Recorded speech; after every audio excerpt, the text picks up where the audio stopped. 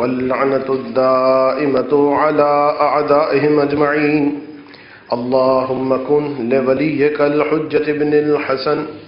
صلواتك عليه وعلى آبائه في هذه الساعة وفي كل ساعة وليا وحافظا وقاعدا وناصرا ودليلا وعينا حتى تسكنه أرضك طوعا وتمتعه فيها طويلا. رب اشرح لي صدري ويسر لي أمري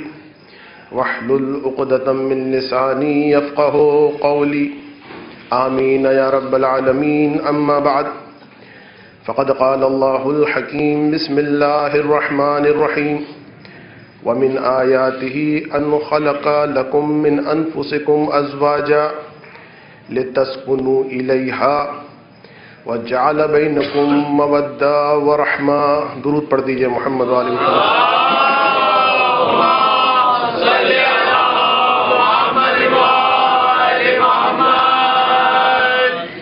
سورہ مبارکہ روم کہ جو قرآن کا 30واں سورہ ہے، اس کی آیت نمبر 21 کو سرنامہ کلام بنانے کا شرف حاصل کیا گیا. ارشاد خداوند عالم ہو رہا ہے ومن آیاتہ، اور اللہ کی نشانیوں میں سے ایک نشانی یہ ہے ان خلق لکم من انفسکم ازواجا، کہ تمہیں میں سے تمہارے نفس ہی سے ایک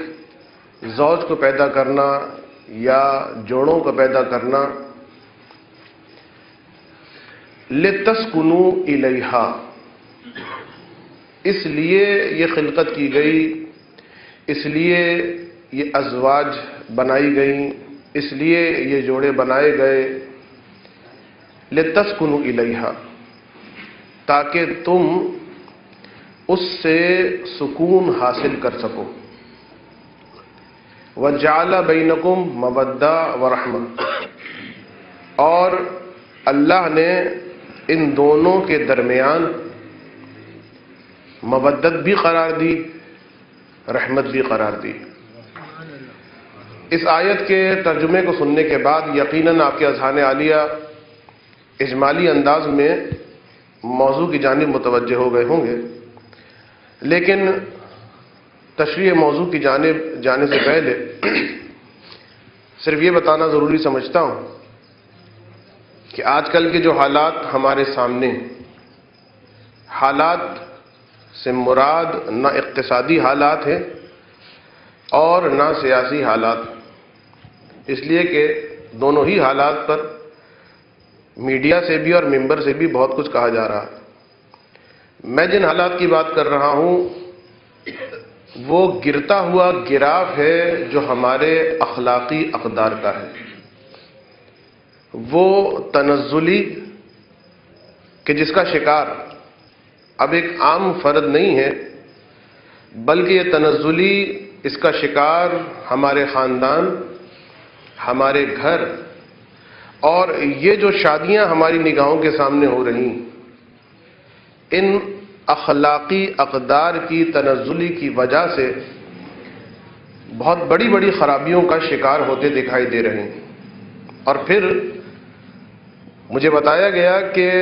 میری ان 3 تقاریر سے پہلے جو گزشتہ شب اور اس سے پہلے جو تقاریر ہوئیں، اس کا موضوع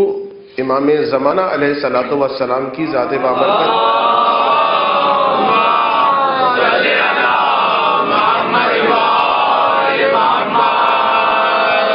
یا اس سے متعلق کچھ معروضات تھے. تو در حقیقت جس موضوع کا میں نے انتخاب کیا، اس لحاظ سے یہ موضوع ایک نیا موضوع نہیں بنے گا، بلکہ اسی گزشتہ موضوع کے تسلسل کا ایک حصہ بنے گا. ان معنوں میں کہ جب کبھی بھی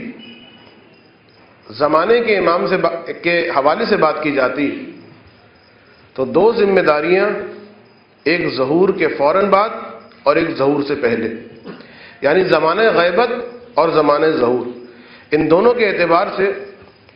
2 ذمہ داریاں ہمیں دکھائی دیتی ہیں. ایک ذمہ داری جو ظہور کے بعد ہے یعنی نصرت امام،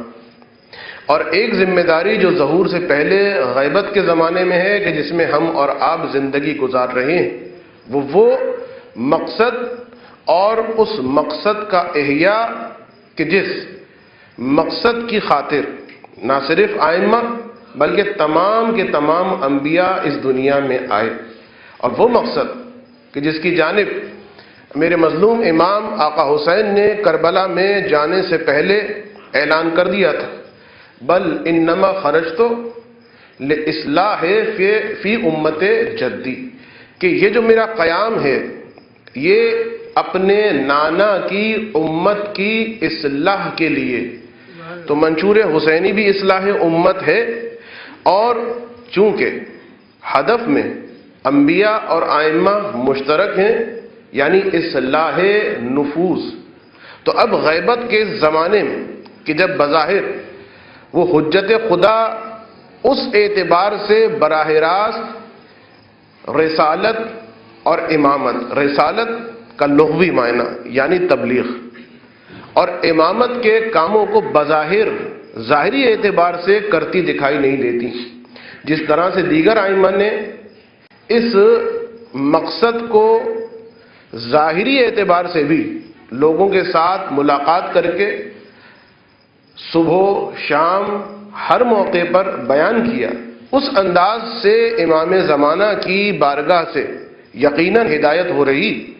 یقیناً حفاظت ہو رہی،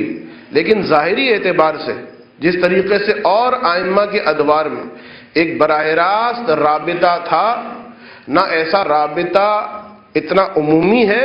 اور اگر کوئی عمومی کا دعویٰ کرتا ہے تو حتیٰ اس کی تکذیب کرنے کا بھی حکم ہے۔ تو کہنے کا مطلب یہ کہ یہ جو تبلیغ کا سلسلہ یا یہ جو اصلاح کا سلسلہ، اس اصلاح کے سلسلے کو آگے بڑھانا اگرچہ ہماری کوئی وقت نہیں، لیکن خداوند عالم ارشاد فرما چکا ہے،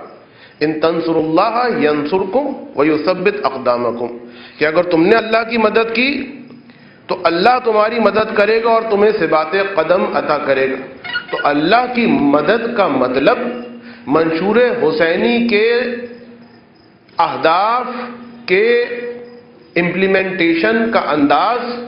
وہ سب کا سب ایک ہے، اصلاح معاشرہ۔ تو اب غیبت کے اس دور میں جو اہم ترین ذمہ داری بندی، اگرچہ روایات میں صراحت کے ساتھ، جو کہ میرا موضوع بھی ایک مقام پر بنا تھا، انتظار الفرج افضل العبادہ، افضل ترین عبادت وہ ظہور امام کا انتظار کرنا، اور پھر اسی انتظار کی جب تشریح کی جاتی تو یہی بیان کیا جاتا ہے کہ حقیقی انتظار یہ ہوتا ہے کہ انسان اس آنے والے مہمان کے مزاج کے مطابق اپنے گھر کو بھی کرے، اپنی زندگی کو بھی کرے اور اپنی اولاد کو بھی کرے۔ تو اس اعتبار سے جب گفتگو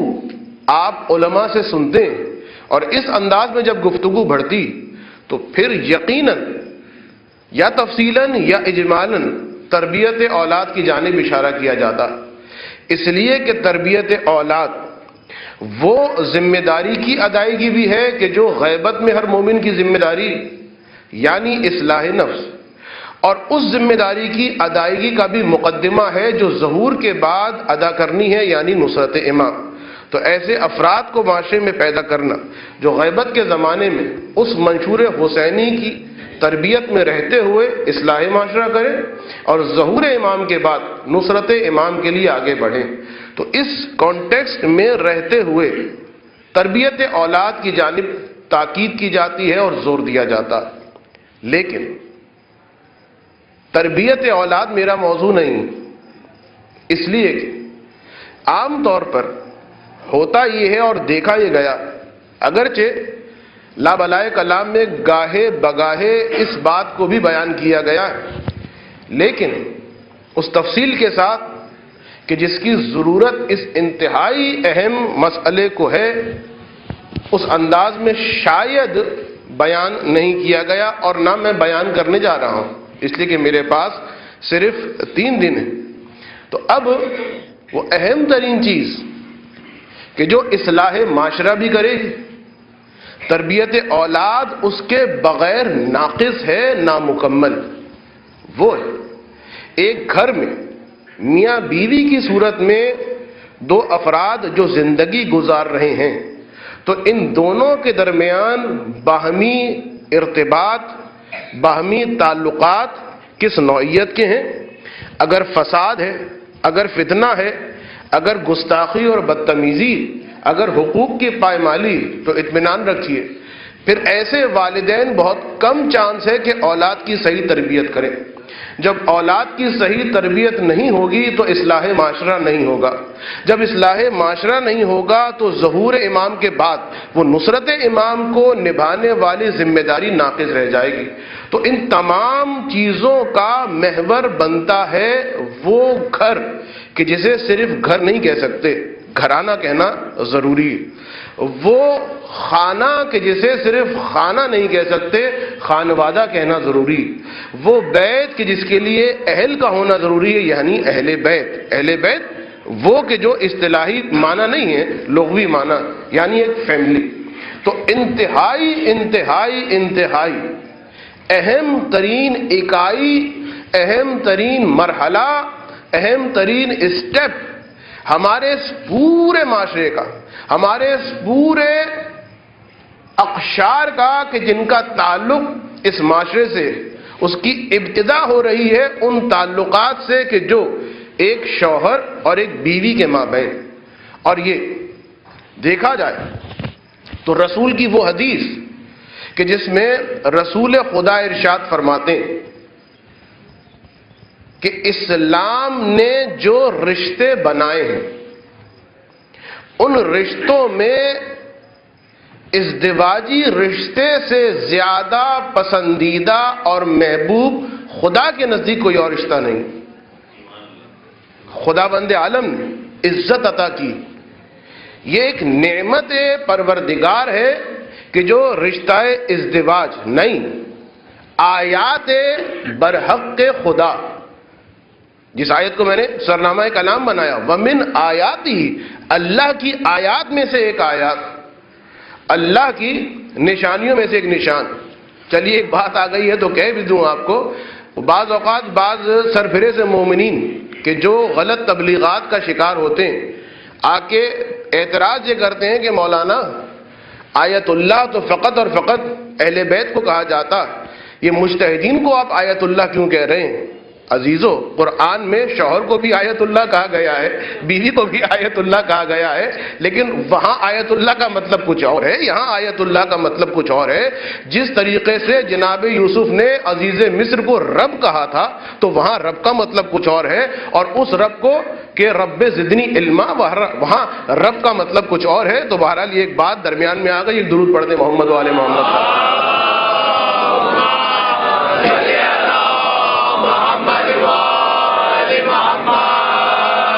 تو میری کل کوشش اور کل سعی ان تین تقاریر میں یہ رہے گی کہ کم سے کم اس بات کا تو احساس ہو جائے کہ وہ چیز کہ جس سے غفلت برتی جا رہی، وہ نعمت کہ جو خدا نے آیت بنا کے ہمیں عطا کی اور رحمت قرار دیا ہے، اس آیت کے وسط میں ہم اپنی نادانیوں کی وجہ سے، اپنی خود خواہیوں کی وجہ سے، اپنے غلط اصولوں کی وجہ سے اس نعمت کو کہ جو فیملی کی نعمت، اس نعمت کو کہ جو گھرانے کی نعمت، بجائے اس کے کہ جنت کے باغوں میں سے ایک باغ بنائیں۔ گھر پہ لکھا تو ہوتا ہے ہوم سویٹ ہوم، لیکن اندر جا کے دیکھے تو پتہ چلتا ہے کہ وہ ہوم سویٹ ہوم نہیں، اس سے زیادہ تاریک قید خانہ مانوی اعتبار سے شاید نہ ہو، بلکہ جہنم کے گڑھوں میں سے ایک گڑھا وہ گھر بن کے رہ جاتا۔ تو جو بات میں نے کرنی وہ یہ کہ آج کل کے اس معاشرے میں ہم لوگ چاہے جتنا مرضی لاپرواہ ہوتے جائیں، لیکن یاد رکھیے معاشرے کی اصلاح اسی وقت ہوگی جب خانوادے کی اصلاح ہوگی۔ معاشرہ اسی وقت ترقی کرے گا جب ایک گھر ترقی کرے گا۔ اگر گھروں میں بگاڑ رہے گا تو بھول جائیے کہ معاشرہ اچھا ہو جائے گا. اگر گھروں کے اندر کرپشن رہے گا، یہ جملہ بہت احتیاط سے میں استعمال کر رہا ہوں، گھروں کے اندر حقوق کی پائمالی، یہ بہت بڑا کرپشن. گھروں کے اندر اگر کرپشن ہوگا تو یاد رکھیے پھر معاشرے میں بھی کرپشن ہوگا، پھر حکومتوں کے اندر بھی کرپشن ہوگا. تو انتہائی اہم مؤسسہ ہے، انتہائی اہم مرکز ہے یہ گھر. اور میاں بیوی کے تعلقات انتہائی اہم، اتنے اہم کہ باقاعدہ جب بڑے بڑے مجرموں کی بایا ڈیٹاز کو دیکھا گیا، بڑے بڑے جرائم پیشہ افراد کی تاریخ اور بچپنے کو دیکھا گیا، تو ان کا تعلق عام طور پر ان فیملیز میں تھا کہ جن کے گھروں میں ہمیشہ جھگڑا ہوتا تھا، جس کے والدین یا نتیجتاً طلاق لے لیا کرتے یا ایک دوسرے سے ہمیشہ جنگ و جدال کی کیفیت سے دوچار. لہذا ایسے گھرانے سے، ایسی فیملیز، دیکھیے اگر کہیں نوکری لگ گئی ہے، کہیں پر کما رہا ہے، اس کا مطلب یہ نہیں ہے کہ وہ معاشرے کا کامیاب شخص. کامیابی کسے کہتے ہیں؟ انشاءاللہ اگر موقع ملا تو میں آپ کو بعد میں بیان کروں گا. اس سے پہلے کہ میں گفتگو کو آگے بڑھاؤں، آپ کو میں چاہتا ہوں کہ تھوڑے سے آپ آگے بڑھ جائیے تاکہ بعد میں آنے والوں کو زحمت نہ ہو. ایک درود پڑھ دیں محمد وآل محمد.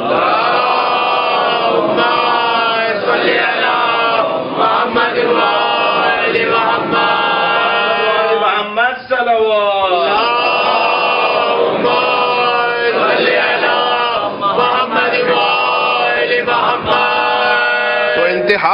انتہائی اہم ہے یہ تعلق جو خداوند عالم نے محبوب تعلق قرار دیا.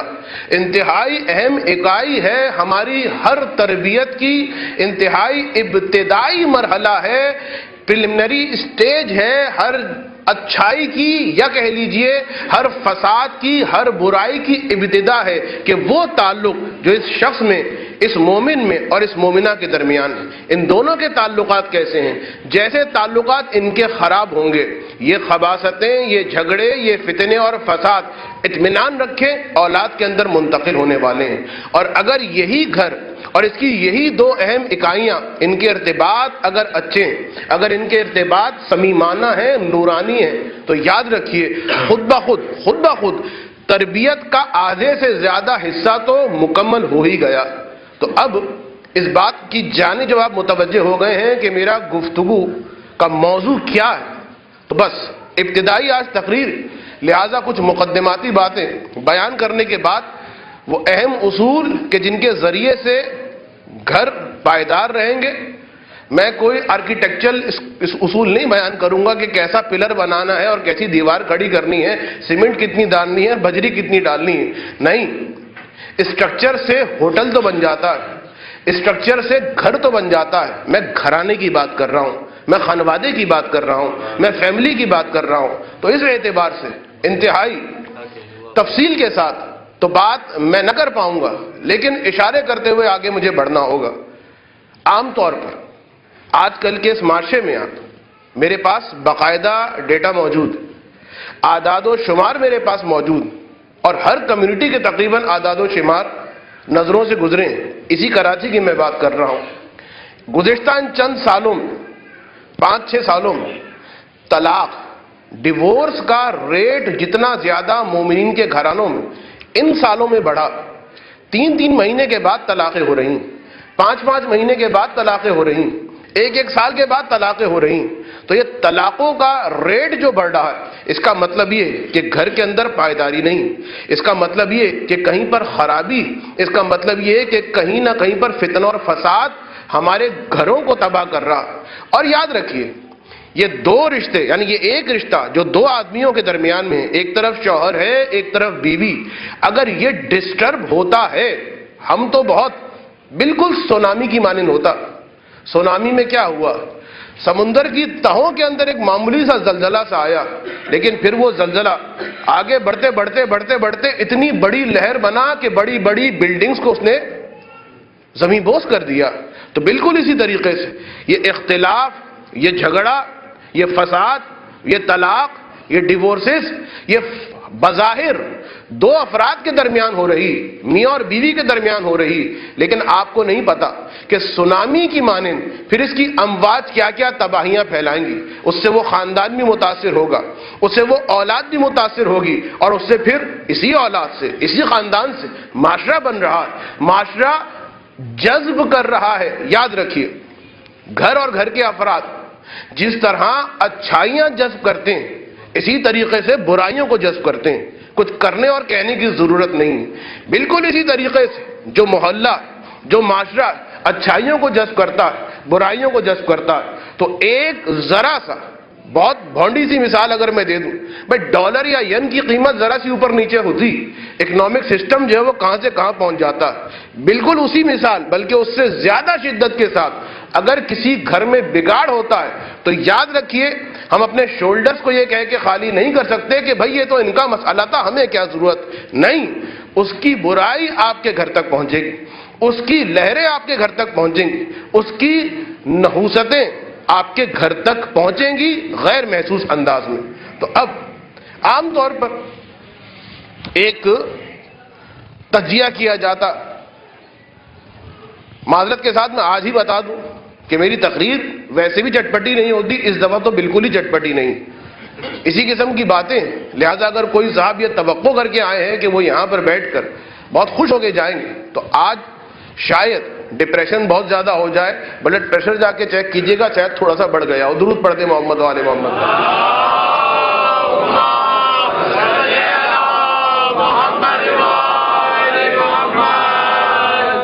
ان طلاقوں، ان فسادات، ان فتنوں اور ان جھگڑوں کی وجہ جو عام طور پر بیان کی جاتی، وہ لے دے کر یہ باتیں کی جاتی ہیں کہ صاحب یہ جھگڑا اس لیے ہوا، یہ لڑائی اور یہ فساد اس لیے اٹھا، گاہے اوقات کہا جاتا ہے اقتصاد کی وجہ سے، لڑکا پیسہ نہیں کما رہا تھا، لڑکے کے پاس جو فائنینشیل پوزیشن تھی اتنی اسٹرانگ نہیں تھی، لہٰذا وہ اختلافات شروع ہو گئے اور جھگڑا ہو گیا۔ بعض اوقات کہا جاتا ہے کہ صاحب وہ ذرا پڑھائی میں کمزور تھے، ان کا جو پڑھائی کا لیول تھا لڑکے کا ذرا کم تھا، صاحبزادی کا ذرا زیادہ تھا۔ یا مثلا کہا جاتا کہ جس ماحول سے وہ بچی آئی تھی وہ ماحول ذرا ڈسٹرب تھا، لہٰذا یہ سارے مسائل کھڑے ہو گئے۔ یا مثلا وائس ورثہ، وہ لڑکا جس ماحول سے آیا تھا وہ ماحول ذرا ڈسٹرب تھا، لہٰذا۔ یا مثلا کہا جاتا ہے جس ماحول میں شادی کے بعد یہ رہے، چاہے جوائنٹ فیملی ہو، چاہے کسی انداز میں ہو، چاہے وہ ساس ساتھ میں رہ رہی ہو، چاہے وہ ساس ساتھ میں نہ رہ رہی ہو، کچھ ماحول ایسا بنا کہ بہرحال برتن تو آپس میں کھٹکتے ہی ہیں، آپس میں ٹکراتے ہی ہیں اور جھگڑے شروع ہو گئے۔ یا مثلا یہ کہا جاتا کہ تھرڈ پرسن کی بیجا دخالت، لڑکی کا باپ، لڑکی کی ماں، لڑکے کا باپ، لڑکے کی ماں، یا لڑکے اور لڑکی کے خاندان میں سے کوئی بھی ایک فرد، یہ جو انہوں نے ان کے پرسنل ایشوز کے اندر انٹرفیئر کرنا شروع کر دیا، یہ جو مداخلت تیسرے آدمی نے کرنا شروع کر دی، تو صاحب یہ بیجا مداخلت جو ہے اس کی وجہ سے اصل میں جھگڑا شروع ہوا۔ تو عام طور پر یہ چند گنے چنے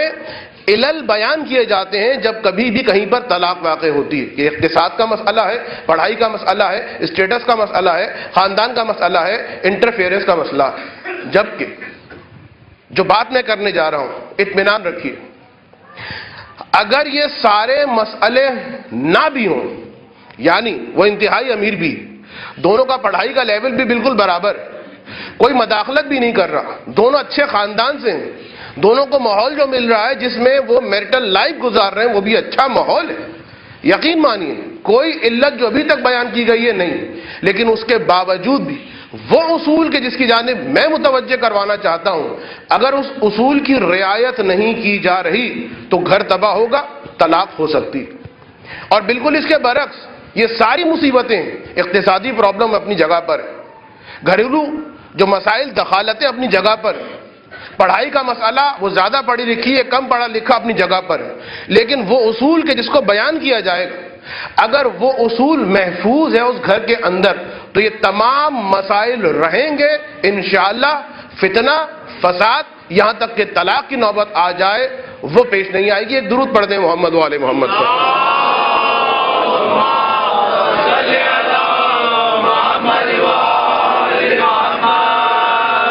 مجھے نہیں پتا کہ آپ اس مسئلے کی اہمیت کو کس حد تک سمجھ پا رہے ہیں، اس لیے کہ میرے لیے سب سے بڑا پرابلم یہی ہے کہ اسی کی کاؤنسلنگ پہلے کروں کہ بھائی یہ بہت اہم مسئلہ، اس سے زیادہ میرے پاس نہ وقت ہے نہ الفاظ. لیکن یقین مانیے والدین بھی بڑے بوڑھے بھی اس اصل مسائل کو نہیں دیکھتے، یعنی ان اصل علتوں کو نہیں دیکھتے کہ جس کی وجہ سے گھر ٹوٹتا، جس کی وجہ سے طلاق ہوتی. والدین بھی بہت ہو گیا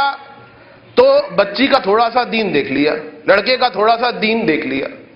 تھوڑا سا فائنینشیل اسٹیٹس دیکھ لیا، ماں کو دیکھ لیا، خاندان کو دیکھ لیا، اور اس کے بعد جہیز مہر اور جو ضروری اشیاء ان کی بات ہو گئی، سمجھ لیا کہ ہم نے ذمہ داری پوری کر دی. نہیں، یاد رکھیے کچھ اصول، وہ اصول اگر ان کو نہ سمجھا گیا تو آگے جا کر بگاڑ ہو سکتا. اچھا، یورپ کے مقابلے میں ہمارے ہاں باوجود یہ کہ وہ اصول نہیں بیان کیے جاتے، پھر بھی بگاڑ وہاں کے مقابلے میں کم ہے. اور یہ بھی ہے کہ آج سے چند سال پہلے، چند کا لفظ تو میں نے ذرا کم استعمال کیا، یعنی یہ کہہ لیجئے کہ جس زمانے میں ہمارے معاشرے کے اندر مشرق اور مشرقیت زیادہ تھی، ہمارے معاشرے میں جس زمانے میں مشرق اور مشرقیت زیادہ تھی، ہر ماحول کے کچھ لوازم ہوتے ہیں. جس طرح کھانے کے لوازمات ہوتے ہیں، بھائی نہاری کا کچھ لازمہ ہوتا ہے، مثلا وہ ساری چیزیں جو، اب میں کیا بات بیان کروں، نیاز ماشاءاللہ آج کل ہر مومن کھاتا ہے، اسے پتا ہے کہ حلیم کے لوازمات کیا ہیں اور نہاری کے لوازمات کیا ہیں اور بریانی، تو کچھ لوازمات ہوتے ہیں جو ہوں گے. جب حلیم ہے تو یہ چیز بھی ہوگی. اسی طریقے سے مغرب اور مغرب کی کچھ لوازمات ہوتی ہیں، مشرق کی کچھ لوازمات ہوتی ہیں. ہمارا جو مشرقی ماحول، میں نہیں کہہ رہا کہ بالکل دیندار اور صحیح ماحول، لیکن کچھ اصول مشرقی ماحول کے ایسے تھے کہ جس کی وجہ سے گھروں کے فساد رکے ہوئے تھے. مثلا بچیوں کی حیا، مثلا بردباری، مثلا تحمل اور برداشت، مثلا لڑکے کا بڑوں کے سامنے خاموش ہو جانا. یہ وہ ساری چیزیں ہیں جو ویسٹرن کے معاشرے میں نہیں ملیں گی، بلکہ آپ کو ایسٹ کے معاشرے میں، مشرق میں ملیں گی. تو جب تک یہ چیزیں ہمارے معاشرے میں پریزرو رہیں، یہ سارے مسائل تھے، لیکن طلاقوں کا ریٹ اتنا زیادہ نہیں تھا. لیکن جیسے جیسے ہم نے مغرب کی جانب دوڑ لگائی، دوسرے الفاظ میں ہم یہ سمجھے کہ ہم ماڈرن ہو رہے ہیں. نہیں، ان سالوں میں ہم ماڈرن نہیں ہوئے ہیں، ان سالوں میں ہم ویسٹرن ہوئے. یہ دو چیزیں بالکل الگ ہیں. ماڈرن ہونا الگ چیز ہے، ویسٹرن ہونا الگ چیز ہے. ماڈرن ہونے کا مطلب یہ ہے کہ ایک انسان کا ترقی کرنا، جدید ہونا، اسے کہتے ہیں ماڈرن ہونا، جدید. ویسٹرن ہونا اس کا مطلب ترقی نہیں ہے، اس کا مطلب جیسا وہ کھائیں ویسا ہم کھائیں، جیسا وہ پہنے ویسا ہم پہنے، جیسے وہ سلام کریں ویسے ہم سلام کریں، جیسے وہ بزرگوں کے ساتھ برتاؤ کریں ویسے ہم برتاؤ کریں، جیسا وہ لباس. اس کو ماڈرنائزیشن نہیں کہا جاتا، اس کو ترقی نہیں کہا جاتا، اس کو کہا جاتا ہے ویسٹرنائزیشن، مغربیت. تو ہم نے اتنے سالوں میں جس سے ہم سمجھے کہ ہم نے ترقی کی ہے، اگر ماڈرنائز ہوتے تو بہت اچھی بات تھی. لیکن افسوس یہ ہے کہ ماڈرنائز نہیں ہوئے، ویسٹرنائز ہو گئے. اور جب ویسٹرنائز ہو گئے تو وہ سارے اصول جو مشرقیت کے لوازمات میں سے تھے، جن کا میں نے ابھی تذکرہ کیا ہے، وہ ایک ایک کر کے ختم ہو گئے. اور پھر معذرت کے ساتھ وہ مادر پدر آزادی ہماری لڑکیوں میں بھی اور ہمارے لڑکوں میں بھی آ گئی کہ اب بہت سارے جھگڑے، پرانے خاندانوں میں کیا جھگڑے نہیں ہوتے تھے، لیکن ایک شخص ہوتا تھا کہ جو اس خاندان کا بزرگ ہوتا تھا، سارے مسئلے اس کے پاس آ کے طے ہو جاتے تھے. اب شاید بعض اوقات غلط سولوشن دیا جائے یا صحیح سولوشن دیا جائے، لیکن ایک ایسا شخص ہر خاندان میں ہوتا تھا جس کا حرف آخر ہوتا تھا. مسائل دب جاتے تھے، مسائل کسی حد تک ختم ہو جاتے. لڑکا بردبار، بچی برداشت کرنے والی، توقعات بہت زیادہ نہیں. آج کل تو وہ میڈیا نے توقعات اتنی بنا دی کہ گویا ایسا لگتا ہے پاکستان میں ڈیوڈے کے فلیٹ بھی ختم ہو گئے ہیں، ہر شخص کے گھر میں بڑے فرنش قسم کے وہ ٹائلز بھی لگے ہوئے ہیں، ایسا ہی کچھ لگتا ہے. تو بچی جب دوسرے گھر میں جاتی ہے توقع کرتی ہے کہ میرا شوہر ایسا ہی گھر دے گا جو میں نے اس ڈرامے کی اس قسم میں اس لڑکی کا دیکھا تھا، تو خود بخود ایک میڈیا بھی ہمیں دھکیل رہا ہے ان توقعات کی جانب، بیجا توقعات، انتہائی خطرناک زہر ہوتا ہے بچیوں کے لیے کہ شوہر کے گھر میں جانے سے پہلے ہی وہ خواب بنانے بیٹھ جائیں، وہ محل بنانے بیٹھ جائیں کہ ایسا گھر ہوگا ویسا گھر ہوگا۔ تو بہرحال یہ ساری چیزیں، یہ سارے ڈگوسلے پرانے زمانے میں نہیں تھے، لہذا گھر محفوظ تھے۔ تو اہم ترین چیز کہ جو وجہ ہے کہ جس کی وجہ سے طلاقیں ہو رہی ہیں، جس کی وجہ سے خاندانوں میں، فیملیز میں فتنہ اور فساد ہو رہا ہے، بس ایک جملہ کہوں گا، یاد رکھیے، یورپین ترس رہے ہیں اس وقت کہ کسی طریقے سے بکھری ہوئی فیملیز کو، کہ جو انہوں نے ببانگ دہل سویلائزڈ قوانین کا اجرا کر کے بکھیرا تھا خاندانوں کو، آج میٹنگز ہو رہی ہیں ان کی، سر جوڑ کر کے بیٹھے ہوئے ہیں کس طرح سے ہم اپنے گھروں کو جو ہوٹل بن گئے ہیں ایک فیملی کا درجہ دیں، کس طریقے سے ان رشتوں کو آپس میں جوڑیں، کس طریقے سے سمجھائیں کہ تمہارا یہ اولڈ گائے نہیں ہے، تمہارا باپ ہے، اس کے یہ حقوق ہیں، یہ تمہاری ماں ہے، یہ تمہاری بیٹی، یہ تمہارا بیٹا ہے، وہ تمہارا چچا ہے، ختم ہو گیا سب کچھ۔ اور آج ہم اسی جانب تیزی سے دوڑ کے جا رہے ہیں کہ وہ تو شاید علاج کر لیں، لیکن ہمارے پاس مشکل ہی ہے، بیماری آتی ہے تو اس کا علاج بھی نہیں ہوتا، تیسری بیماری اور پیدا ہو جاتی ہے۔ درود پڑھ دیں محمد و آل محمد پر۔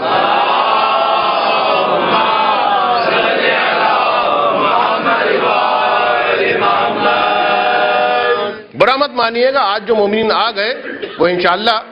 آج تو دھوکے میں آ گئے، کل سوچ کے آئیے گا کہ کس طرح آنا ہے۔ آج تو پھنس گئے ہیں لیکن بہرحال کل پھر سوچ کے آئیے گا، اپنے اختیار سے آئیے گا۔ ایک درود پڑھ دیں محمد و آل محمد۔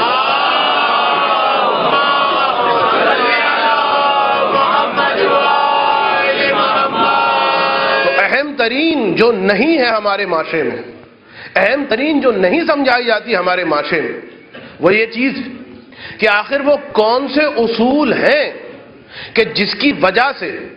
ایک شادی کرنے والا نوجوان یہ سمجھے کہ مجھے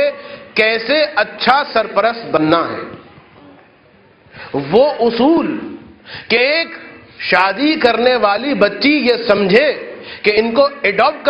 کر کے میں نے کیسے گھر کو خوشحال رکھنا۔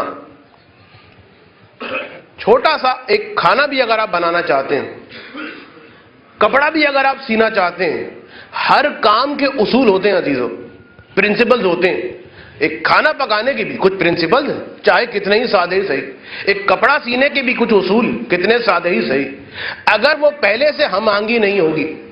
اگر ان اصول اور قواعد کا نہیں پتا ہوگا تو وہ کھانا بھی خراب ہو جائے گا، وہ کپڑا بھی برباد ہو جائے گا۔ تو جب چھوٹی چھوٹی کاموں کے لیے اصولوں کی ضرورت، تو پھر اتنا بڑا کام ہونے جا رہا، یعنی دو مختلف ذہنوں کے افراد مل کر ایک ہمیشہ کی مشترک زندگی اس طرح سے کہ معاشرے کو اچھی نسل دیں۔ ہم ان کو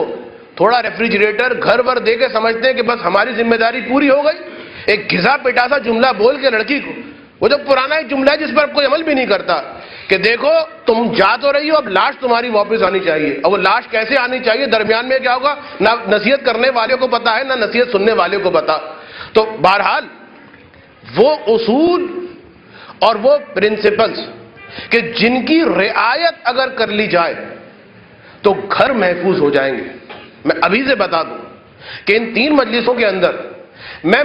ایک مکمل حل آپ کو پیش نہیں کر پاؤں گا، سارے کے سارے مسائل کا مکمل حل آپ کے سامنے آ جائے، امپاسبل، لیکن اتنی گارنٹی انشاءاللہ دینے کی جرات کر سکتا ہوں کہ جو 2-3 اصول میں آپ کے سامنے پیش کروں گا، اگر ان اصول پر خلوص دل سے بچے اور بچیاں، نہیں میں نے غلط لفظ استعمال کیا ہے، جن کی شادی کو 15-20 سال بھی گزر گئے ہیں، جو شاید اب دادا اور دادی، نانا یا نانی بن چکے ہیں، اگر وہ بھی ان اصول کو اختیار کریں تو ان کی زندگی میں سدھار آ سکتا۔ اس لیے کہ ابھی بھی ایسی فیملیز ہیں، ہم سمجھتے ہیں بڑے خوشحال رہ رہے ہیں، آپ کو نہیں پتا کہ وہ بڑے میاں ان بڑی بھی کے لیے کتنے خطرناک ہیں اور وہ بڑی بھی ان بڑے میاں کے لیے کتنی خطرناک ہے۔ لیکن بہرحال اس بات پر پردہ ہی رہنے دیجئے تو بہتر۔ ایک درود پڑھ دیں محمد و آل محمد پر۔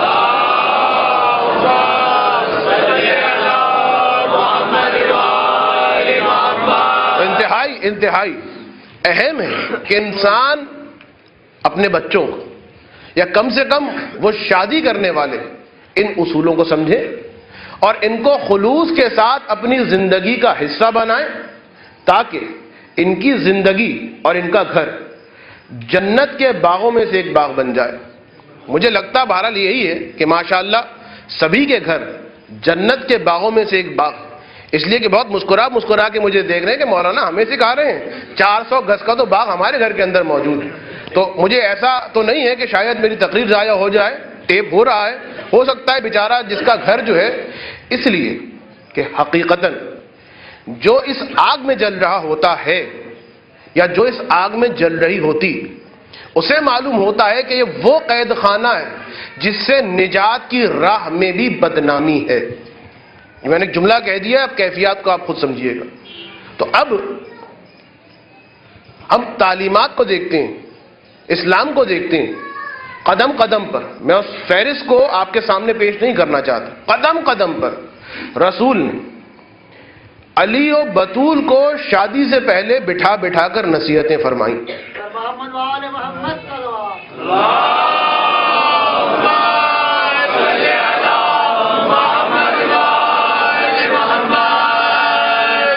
سوچنے کی بات، جناب سیدہ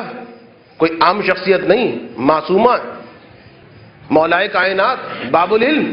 لیکن رسول ہمیں سکھا رہے ہیں کہ دیکھو میں جو بڑا ہوں تو میں اس فاطمہ کو کہ جسے کسی نصیحت کی ضرورت نہیں ہے، لیکن جب اپنے شوہر کے گھر جا رہی ہے تو نصیحت میں کر رہا ہوں کہ اے فاطمہ دیکھو کبھی علی سے کسی چیز کا تقاضا نہ کرنا، اس لیے کہ ہو سکتا ہے علی اس موقع پر تمہاری اس خواہش کو پورا نہ کر پائے اور اس کے دل میں ایک شرمندگی کا احساس بلند ہو۔ بھائی شرمندگی کا احساس بلند ہوگا، ایسا نہ ہوا، نہ ہو سکتا، لیکن رسول ایک اصول دے رہے ہیں کہ کبھی تقاضا نہیں کرنا، کبھی ڈیمانڈ نہیں کرنا، اس لیے کہ ہو سکتا ہے کہ وہ تمہاری خواہش کو پورا نہ کرے، نتیجتاً خواہش پوری نہیں ہوگی، نہیں، اسے شرمندگی کا احساس ہوگا۔ اچھا، اسے شرمندگی کا احساس ہوگا، اس کا مطلب کیا ہے؟ اس کا مطلب یہ ہے مرد ایک مردانگی کے ساتھ زندہ رہنا چاہتا ہے۔ یاد رکھیے، اب یہ تفصیل طلب باتیں ہیں لیکن فی الحال فقط اشارے کر رہا ہوں، عورت کی پوری کوشش ہونی چاہیے کہ مرد کو، دیکھیے غلط معنی اور غلط مطلب اور مذاق کی طرح اس بات کو نہ لے جائیے گا، حقیقت گھرانوں کی کیفیت میں بیان کر رہا ہوں، عورت کی پوری کوشش ہونی چاہیے اگر وہ چاہتی ہے کہ گھر میں نظام باقی رہے، اگر وہ چاہتی ہے کہ اولاد کنٹرول میں رہے،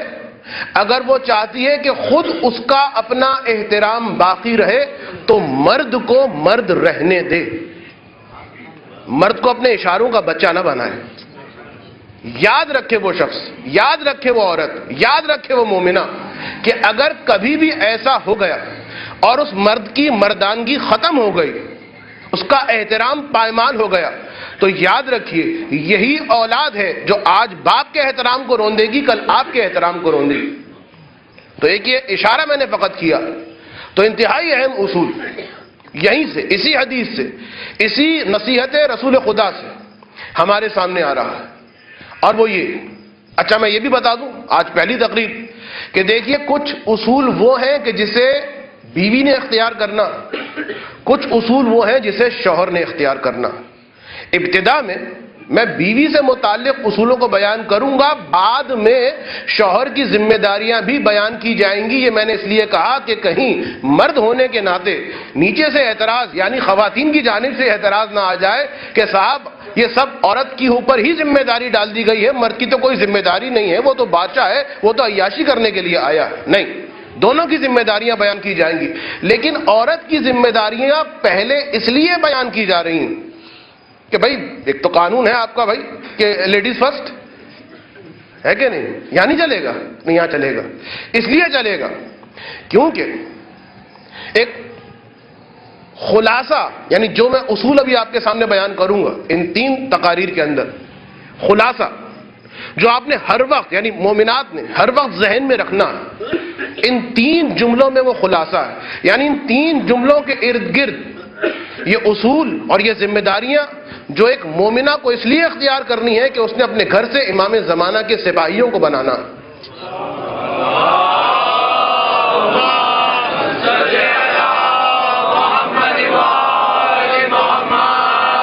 تو وہ یہ یاد رکھے کہ اسے، اب دیکھیے میں الفاظ بہت احتیاط سے استعمال کر رہا ہوں، کوئی جورو کا غلام وغیرہ کا کانسیپٹ ذہن میں نہ آ جائے. سنیے، اس مومنہ کو اپنے شوہر کو ایسا بنانا ہے، بے وقوف نہیں بنانا، پاگل نہیں بنانا. اس مومنہ کو اپنی زندگی ایسے گزارنی ہے. اس مومنہ کا کل کارنامہ یہ ہوگا، اس مومنہ کا کل ہنر یہ ہوگا کہ وہ اپنے شوہر کو ایسا شخص بنا دے جو اس خاندان، اس گھر کے لیے، اس فیملی کے لیے بہترین سرپرست ہو، اور اب ان بچوں کے لیے انتہائی شفیق مدبر ہو. اگر اس نے ان اصولوں کو ایڈاپٹ کیا تو انشاءاللہ کامیابی ملے گی. اور اس راہ میں سب سے پہلا اصول یہ، جس کا خیال اس مومنہ کو کرنا، اور یہ سارے اصول ایسے نہیں ہیں کہ اگر کبھی نہیں کیے یا خیال اب نقصان ہو گیا اب تو نہیں. اگر 20 سال بھی گزر گئے، 20 سال کے بعد اگر اس اصول کو اختیار کیا جا رہا ہے، اپنا گھر جنت بنا کے رہے گی وہ مومنہ. اور پہلا اصول یہ، شوہر کا احترام. درود پڑھ دیں محمد والے محمد.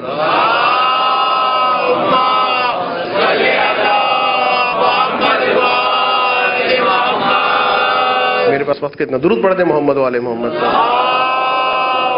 پورا ہو گیا.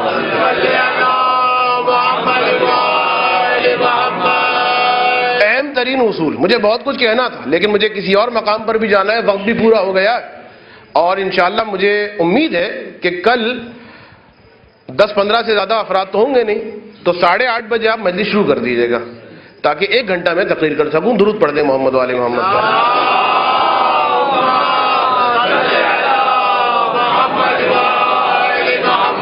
بس 5 منٹ میں اپنے وقت سے زیادہ لوں گا، اجازت ہے؟ تو ایک مومنہ کی اہم ترین خلاصہ یہ کہ ایسا شوہر اسے بنانا. اور یاد رکھیے، خدا نے قوت دی ہے عورت کو. یہ خواتین غور سے سنیں، اور سننے کی ضرورت نہیں ہے. خواتین اس بات کو confirm, I am dead sure,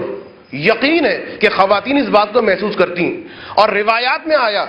کہ خواتین کو خدا نے ایسی قدرت دی ہے، کچھ ایسی دماغ دیا،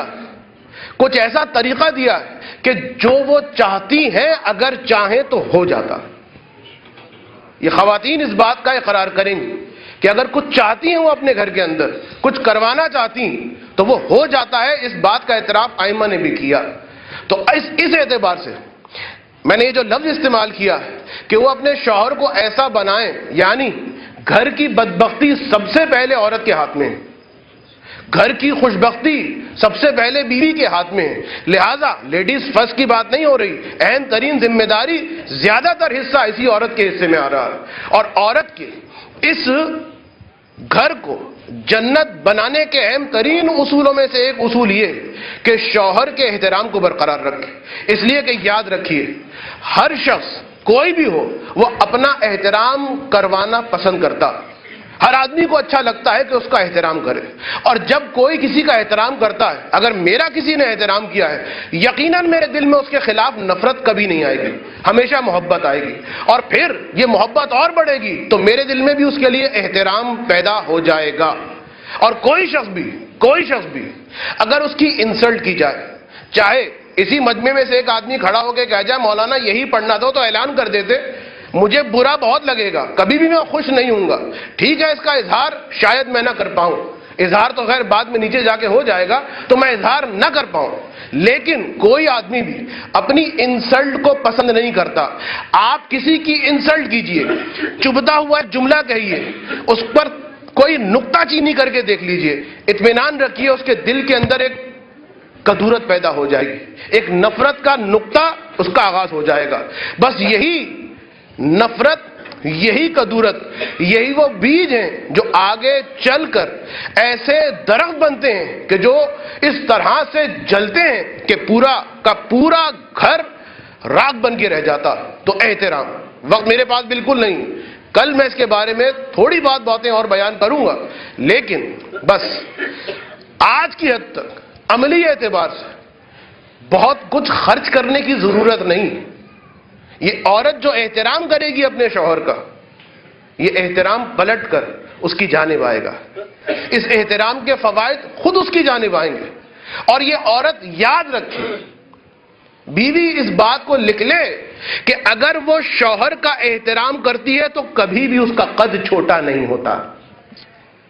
کبھی بھی وہ چھوٹی نہیں ہوتی، کبھی بھی اس کی ذلت نہیں ہوتی۔ دوسرے کا احترام آپ کے احترام کو بڑھا دے گا۔ شوہر کا احترام کریں گی، شوہر کے دل میں آپ کا احترام بڑھ جائے گا۔ چھوٹی چھوٹی باتیں، شوہر کے ساتھ اونچی آواز میں بولنا، شوہر کو کسی برے لقب سے پکارنا، شوہر کے کسی کام پر نکتہ چینی کرنا، انتہائی زہر تانے، نکتہ چینی، چاہے بہت ہی فلسفیانہ نکتہ چینی کیوں نہ ہو، چاہے بہت ہی عالمانہ نکتہ چینی کیوں نہ ہو، زہر ہے یہ نکتہ چینی ہے۔ ایک دانشور نے کہا یہ نکتہ چینیاں جو عورتیں اپنے شوہر پر کرتی، یہ تانے جو دن رات عورتیں اپنے شوہر کو سناتی، یہ جو اونچی آواز میں جو باتیں کرتی، یہ جو اپنے شوہر کو فحش القاب سے پکارتی، باقاعدہ علماء اجتماع نے کہا ہے احترام سے اپنے شوہر کو پکارنے کی عادت ڈالے۔ تو یہ وہ دانشور کہتا ہے در حقیقت عورت اپنے ہاتھ سے اپنی ازدواجی قبر کے چھوٹے چھوٹے گڑھوں کو کھود رہی ہے، اپنے ہاتھ سے اپنی ازدواجی قبر کے چھوٹے چھوٹے گڑھوں کو کھود رہی ہے جب وہ اپنے شوہر پر کوئی نکتہ چینی کرتی ہے، کوئی تانا لگاتی ہے، کوئی توہین کرتی ہے، برے انداز میں پکارتی ہے، بری آواز سے پکارتی ہے۔ تو اہم ترین اصول کے جو بیان ہونے سے رہ گیا، لیکن ادب اس کا محور، اور ادب اس کی درسگاہ، ایسی درسگاہ کہ جہاں پر ادب کا سبق بڑا بھی سکھا رہا ہے اور چھوٹا بچہ بھی سکھا رہا ہے۔ شام کا بازار ہے اور سکینہ جناب زینب کے ساتھ، میں فقط اشارہ کر رہا ہوں، ادب سکینہ کو سمجھانا، پیاس کی شدت، ایک بیوی سکینہ کی اس پیاس کو محسوس کرتی، جلدی جلدی کوزہ آب لے کر سکینہ کی خدمت میں آتی، سکینہ زینب کو دیکھتی ہیں، زینب اجازت دیتی، سکینہ کوزہ آب پینا چاہتی کہ ایک مرتبہ وہ بیوی کہتی کہ اے بیٹی یا اے بیوی پانی تو پی رہی ہو لیکن میرے حق میں دعا کرتی جانا۔ اب سکینہ کے ہاتھ رک گئے، ساری روایتوں نے، سارے مقاتل نے لکھا یہ ہے ادب سکینہ۔ اے بیوی میں سکینہ ہوں، پہلے تیرے حق میں دعائے خیر کروں گی، اس کے بعد سکینہ پانی پیے گی۔ بس ایک مرتبہ تمہاری پہلی دعا کیا ہے؟ اس کی پہلی دعا سکینہ کے دل پر کیسی قیامتیں لے کر آئی ہوگی، اس کا اندازہ تو ان الفاظ سے آپ کر سکتے ہیں کہ جب اس نے کہا ہوگا اے بیوی یہ دعا کیجئے، جس طرح سے آپ یتیم ہوئی ہیں، جس طرح سے آپ اسیر ہوئی ہیں، دعا کیجئے خدا یتیموں کی دعاؤں کو جلدی سنتا ہے، میرے بچے اس طرح یتیم نہ ہو، میرے بچے اس طرح اسیر نہ ہو۔ اے بیوی تیری دوسری دعا کیا ہے؟ اے بیوی میرا شوہر گیا ہوا ہے، دعا کیجئے خیریت سے پلٹ آئے۔ جناب سکینہ دعا کرتی ہیں، اے معظمہ اپنی تیسری دعا کو ذرا بیان کر دے۔ اب وہ بی بی فرماتی ہے کہ اے بی بی میری تیسری دعا یہ ہے کہ اب میری آخری عمر آ گئی ہے، ایک طویل عرصہ گزر گیا ہے، دل بڑا چاہتا ہے مرنے سے پہلے ایک مرتبہ مدینے کی زیارت کر لوں، بس دعا کر دیجئے کہ خدا مدینے کی زیارت عطا کر دے۔ سکینہ تو دعا میں مشغول ہوئی، لیکن ذرا سوچئے گا تو صحیح، زینب کربلا سے لٹ کر آ رہی ہے، کربلا سے کوفہ کوفے کا راستہ، کوفے کا بازار، کوفے کا مجمع، اور پھر کوفے سے شام کی راہ، شام کا بازار، شام کا مجمع۔ زینب نے گالیاں سنی ہیں، زینب نے پتھر کھائے ہیں، لیکن اس غریب الوطنی میں اگر کہیں سے مدینے کا نام سنا، زینب ایک مرتبہ دل دڑپ اٹھا، اے بی بی تو مدینے جا کر کیا کرے گی؟ بس او مومنہ کہتی ہے، اے بی بی مدینے کیوں نہ جاؤں، مدینے میں میرا شہزادہ ہے، مدینے میں میری شہزادی ہے۔ زینب فرماتی ہیں، اے بی بی جب مدینے جائے گی، اتنے عرصے کے بعد جائے گی، کیا اپنی شہزادی کو پہچان لے گی؟ کیا اپنے شہزادے کو پہچان لے گی؟ ارے کیوں نہ پہچانوں گی، ساری خدمت کی ہے۔ اب زینب نے سنبھل کے کہا، اے بی بی اتنا بتا، اگر تیری وہ شہزادی اس مجمع میں آ جائے تو کیا ابھی تو اسے پہچان لے گی؟ بس جواب نہیں دیتی، گھبرا کے کہتی ہے، خبردار یہ جملہ بھی زبان پہ نہ لائیے، اس لیے کہ یہ نامحرموں کا مجمع ہے، میری بیوی بڑی پردے دار ہے۔ ارے زینب میری بیوی کا نام، حسین میرے شہزادے کا نام، بس اتنا سننا تھا۔ زینب نے چہرے سے بالوں کو ہٹایا، اے ام حبیبہ سکینہ کی دعا قبول ہو گئی، آ کے زیارت کر لے تیری زینب کربلا سے۔